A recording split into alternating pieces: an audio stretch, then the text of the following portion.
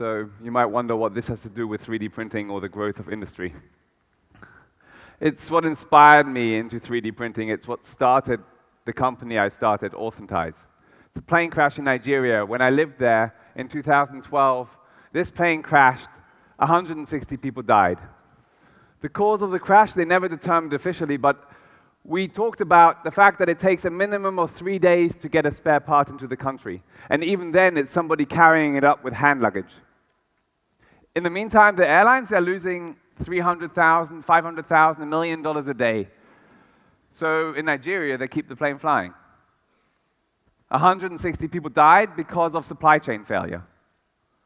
At the same time, the lady that became my wife, lovely woman, you should meet her sometime, she ran an oil company, and that oil company bought, it was an indigenous oil company. They bought assets from Shell, and they made them local, and they tried to improve the technology and improve the lives of the people in the region.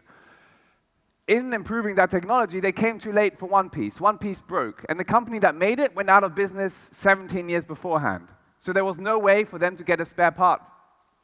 They had to take the part back to America, they had to reverse engineer it, and then install it. In 4 months, that company lost $30 million because of supply chain failure.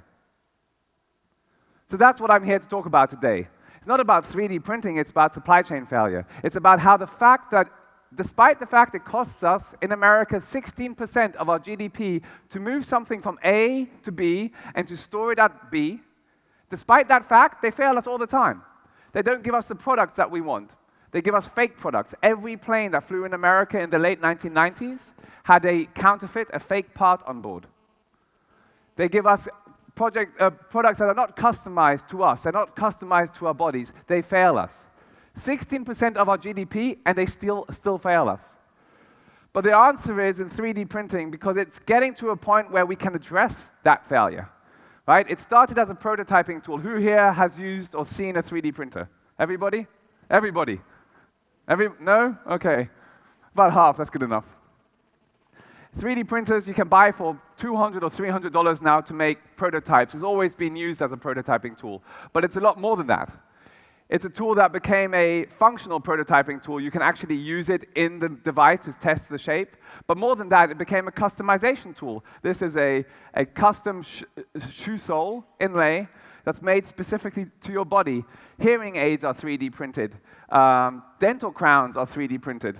Replacement parts for your body, your spinal implants, your cranial implants, your hip replacements, they're all 3D printed now. But more than that even, so we've moved from a prototyping tool to a customization tool, and now we're moving to a manufacturing tool. This is a fuel injection nozzle for the new generation of GE jet engines. There are 16 of these on each machine, each engine. They are 25% lighter, they're 5 times more durable, and they save the part count from, it used to be 21 parts, and now it's just 1 part. It's printed in titanium. 3D printing is becoming a supply chain or a manufacturing alternative. In fact, in the last decade, the percentage of the parts that come from 3D printing that are used for final objects has increased from 0% to 46% of the industry. Right? 3D printing is a tool that can replace traditional manufacturing. It's proven it can do that. And so for me, the next step is that it will become a supply chain alternative, that the spare parts that we use every day can be 3D printed locally. And after that, maybe a percentage of everything. Now, for those of the doubters in the room, I'm not actually saying that everything will be 3D printed. It's a percentage of everything. It won't be in the home. It will be close to the home. But nevertheless, we think by 2027, 10% of everything that's manufactured will be digitally manufactured closer to the point of use. Think about that. 10% of everything is $1.7 trillion. It's much, much bigger than the shift of advertising to the digital world. It's much bigger than the disruption that the internet has brought us. And think about the disruption that that has caused. Right? So for me, it's based on a very, very simple premise. We have a problem, there's an emerging solution, and so we should start listening or looking towards a new paradigm. In that paradigm, manufacturers aren't manufacturers of products anymore, they are intellectual property publishers. Right? It might not necessarily be only 3D printing. It might be all types of digital manufacturing that is used close to the point of use because we still have a material constraint. But it's a complete change of a paradigm from a centralized exploration of a centralized production chain that makes something in China and ships it around the world, that's existed for dozens and hundreds of years, to one that's entirely digital. And that's why I think it has a particular relevance to you. Because Greece has many things to give in the discovery of what this new supply chain actually means, taking something that's centralized and making it distributed. You have that mostly because of the people that live here. The people that lived here dominate shipping. You know supply chains. 23% of global bulk shipping is managed by Greek ships. You have the largest shipping fleet in the world.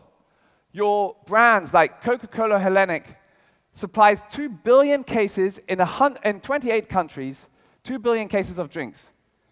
That's an amazing supply chain. You have the knowledge. But more than the people that have the knowledge, you also have the people that have the skill. This is Andrew. Andrew's sitting over there. Thank you for being here. Andrew and I found ourselves over the internet because I was desperate in the search for talent. I run a technology company, I live in the Silicon Valley, and I had to come to Greece to find it. So if you have the knowledge and the skill, what's holding you back? There's another thing that you have, which is the opportunity. The opportunity at new beginnings that has been talked about before. I've seen this emerge previously. We've had, in Nigeria, when I lived there, we went through some of the most fundamental disruption that I think technology has ever brought to the world, which is the mobile phone. Prior to the arrival of the mobile phone, just at the beginning of this century, Nigeria had only 300,000 phone lines. 300,000 phone lines for then about 155 million people. A decade later, it had 100 million phone lines. Just 10 years later. Change happens very quickly, as the previous speakers said. And in this particular case, in supply chain, it is based on an environment where we can start afresh, where we don't, in the Silicon Valley area, we say that the best startups are started in a crisis. It makes a lot of sense, because the individuals that live in this crisis, they don't have a high opportunity cost. You can engage with the society around you, and that is your opportunity. Your opportunity is to take this crisis, your skill and your knowledge, and merge them together. No other people have that the same way Greece has that. And it's not something that is going to fall in people's lap. Finding a space for Greece in a modern distributed supply chain is a bit like a detective's game. You have to put these three elements together. And the fact that it fails is evident to me. After working in 3D printing at the Technical University in Athens, Andrew, who is with us, his funding was cut. So he ended up working in parking systems. Parking systems. We've heard about driverless cars. Parking systems is not a technology of the future. With driverless cars, we don't need parking spaces, right? If you want to build a dynamic, exciting economy, then you build that on the technology of tomorrow. And as I hope I've shown you today, 3D printing can be that. So before I leave you, I just want to provide some inspiration about what that new supply chain might look like, because I'm not going to decide that, you are. But given the benefit of the time I've been able to spend on this topic, I might be able to show you a few things, because the transition is much more than just the change in the manufacturing landscape that we're making. Well, it's not just changing the way and where we manufacture an object, it's changing the entire value chain, which for me means that every single step along the way is an opportunity to engage and build a new business. And to prove to you that there are already people out there building those businesses and building on those opportunities, I am listing with every step of the way an example of a startup or a research institute or a company that is already engaging in that space. So join me on this journey briefly as an inspiration for how you may be able to engage. And these 8 steps, they're not all that there is. there are dozens and dozens of more. Every time we engage with a new client, the steps multiply, and there's hundreds of steps in this value chain. So I'm just giving you a 30,000 feet view. It's up to you to granularize it for your value chain. But join me, because before we even start engaging in an industry, we have to understand what are the parts that can actually be 3D printed. It's not as simple as saying everything will be 3D printed. There are certain parts, if they're too big, or there's a different material, or they are locked down to a manufacturing concept, or we produce too many of them. Some of them may not be technically viable to 3D print. Some of them may not be financially viable to 3D print. But there's companies already like Senvol that are engaging in a process to find out what is printable for other corporations. That's the first step in this new value chain. The second step is to take that design and to optimize it for 3D printing.